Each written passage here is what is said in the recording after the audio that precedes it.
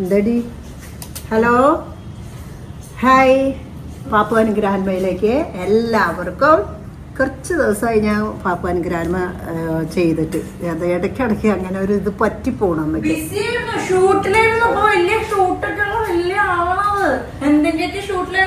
ഒന്നും പറയണ്ട. സൂര്യ TV-യിൽ ഒരു കുക്കറി ഷോ ഉണ്ടായിരുന്നു. പിന്നെ എന്നാടി ഓണം സ്പെഷ്യൽ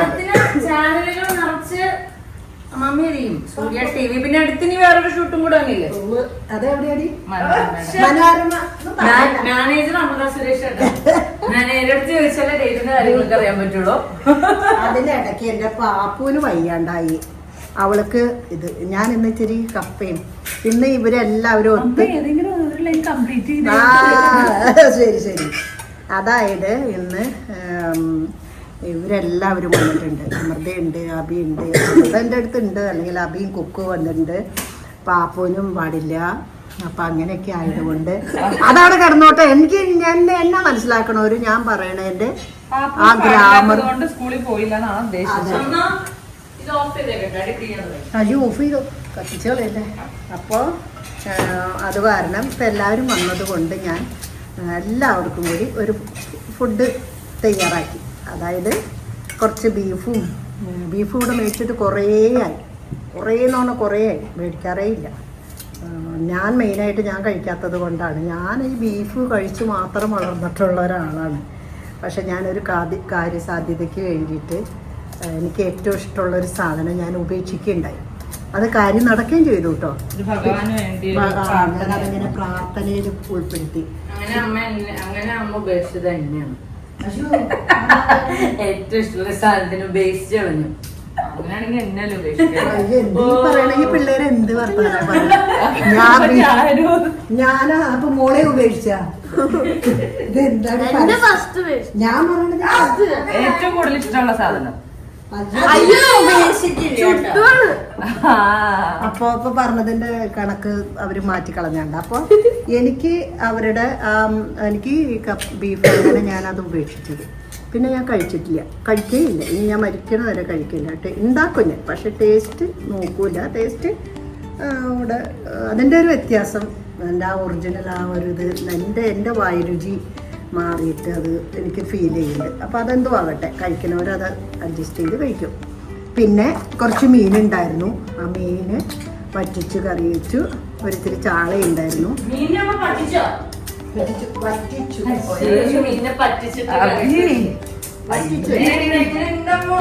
പിന്നെ ഞാൻ അപ്പം മീൻ വറ്റിച്ചത് എടി, ആ മീൻ ചട്ടി ഒന്ന് എടുത്തുകൊണ്ട് എടി, അതൊക്കെ ഒന്ന് കാണിക്കട്ടെ. അപ്പോൾ അതിൻ്റെ ഒരു കോമ്പിനേഷൻ എന്ന കണക്കിൽ കുറച്ച് കപ്പയും മേടിച്ചു. അപ്പം കപ്പയും മീൻകറിയും ബീഫും ഉണ്ട്, കാബേജ് തോരനുണ്ട്, സാമ്പാർ വെച്ചു. ഇപ്പം സമയം അമ്മ പറ്റിച്ച മീൻകറി. ഇത് മറ്റേ കോട്ടയം സ്റ്റൈലാണോ അമ്മ? കല്യാണ വീട് കറി പോലത്തെ? അങ്ങനെ ഒന്നുകൂടി വറ്റണായിരുന്നു. എന്താന്നറിയോ, ഇവിടുത്തെ ഒരു രീതി ഉണ്ട്. നല്ല അടിപൊളി കറിയാണെങ്കിൽ നമുക്ക് അതിനകത്ത് ചാറൊന്നും കിട്ടില്ല. പിന്നെ നമ്മളെ പ്ലേറ്റ് ഒക്കെ നക്കി ചട്ടിയൊക്കെ വടിച്ചെടുക്കണം. അപ്പൊ നമുക്ക് ഇനിയും വറ്റിക്കാനൊക്കെ തോന്നും.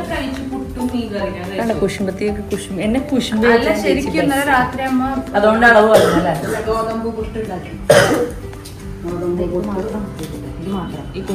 അപ്പൊ അങ്ങനെ അപ്പൊ ഇന്നിനിപ്പോ ഈ കപ്പ അതൊന്ന് ശരിയാക്കണം. ഇനി ഇതൊന്ന് കഴുകി വാരി അതൊന്നും ഒന്നല്ലെങ്കിൽ ചിലപ്പോൾ ഞാൻ പാൽക്കപ്പ പോലെ ചെയ്യും. അതല്ലെങ്കിൽ ഏതാണ് മോനെ അങ്ങനെ എങ്ങനെയെങ്കിലും ചെയ്യാം. അപ്പൊ അങ്ങനെ ഇത് രണ്ടെണ്ണം ചെയ്യാറുണ്ടോ? അതും കൂടെ പറ. എനിക്ക് എൻ്റെ മൂത്ത ചേട്ടത്തിയമ്മയും നാത്തൂനും വരും. എനിക്ക് ഒരേ ഒരു നാത്തൂനേ ഉള്ളൂ, സുലഭാന്റിയും മത്സരാന്റിയും. പിന്നെ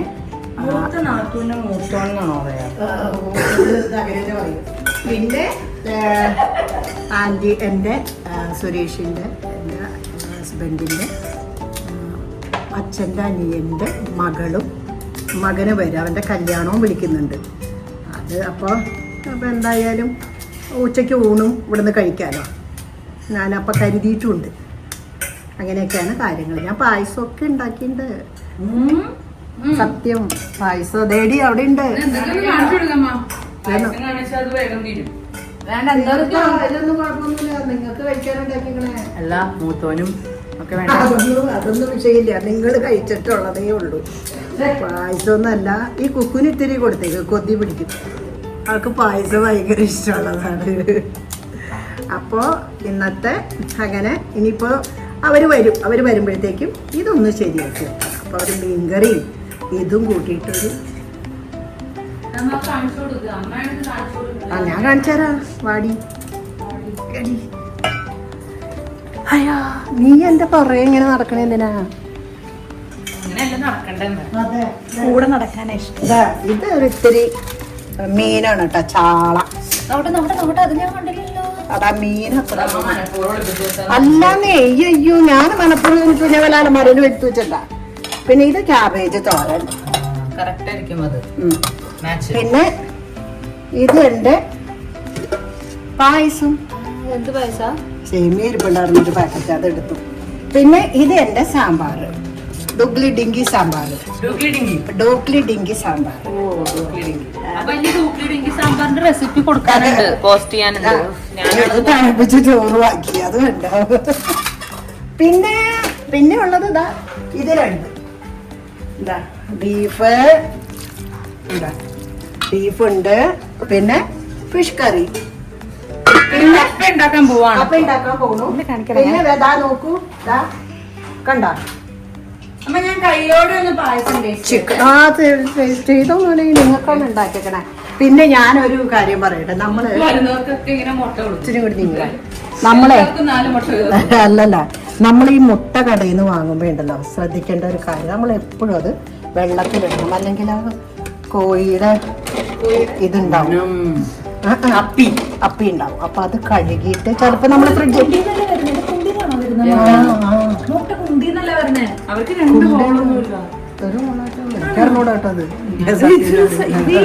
മുട്ട വരുന്നത് കുണ്ടിന്നാണോ? മുട്ട എവിടെന്നെങ്കിലും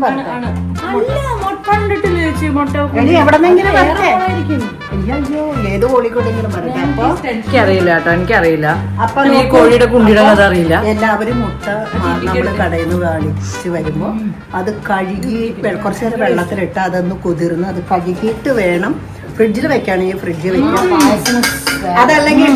അതല്ലെങ്കിൽ നമ്മള് മുട്ട മേടിച്ചിട്ട് അതിങ്ങനെ പൊട്ടിച്ചു കൊഴിക്കുമ്പോ ഉണ്ടാവും കേട്ടോ. അപ്പൊ അത് നമ്മള് പോലെ തന്നെ. Thank you very much. എന്റെ രസിക്ക് ഒരു ഇച്ചിരി കൊടുക്കൂ, അവള് കൊതിയിട്ട് നടക്കണ്ട കുറേ.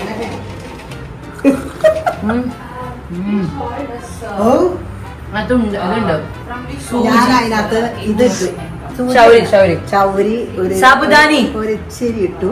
പിന്നെ ലേശം റവയും കൂടി ഇനിയിപ്പൊ കൊഴുപ്പ് കൂടിയാല് നമ്മള് കുറച്ച് ഞങ്ങൾക്കൊക്കെ ഇഷ്ടം ഇങ്ങനത്തെ ഇത്രയേ ഉള്ളൂ. സത്യം ഏതോ ഫിറോസ് ചേട്ടന്റെ വീഡിയോയില് നല്ല ടേസ്റ്റ് ഉണ്ട് എന്ന് പറയണ പോലെ. ഞാനുള്ള കാലം വരെ ഇതുങ്ങൾക്ക് ഇങ്ങനെയൊക്കെ കഴിക്കാം.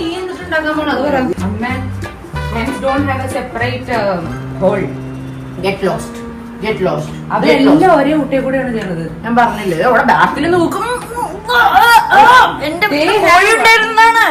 They have one common opening called cloaca or vent. അപ്പിടുന്നതും സൂസ് ഒഴിക്കുന്നതും മുട്ടയിടുന്നതും ലോജിക്കലി കോഴിയുടെ അപ്പിടുന്ന കണ്ടിട്ടില്ലേ? ഞാൻ എന്റെ കുണ്ടി നോക്കി നിന്നിട്ടൊന്നുമില്ല, എന്നാലും വീഡിയോസിൽ ഞാൻ കണ്ടിട്ടുണ്ട്.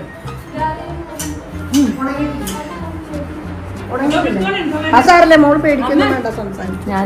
ഞാനതിന്റെ സത്യാവസ്ഥ അറിഞ്ഞു. കോഴി അപ്പിടുന്നതും മുട്ടയിടുന്നതും കൂസ് വയ്ക്കുന്നതും ഒക്കെ ഒറ്റ കുട്ടിയെ കൂടെയാണ്.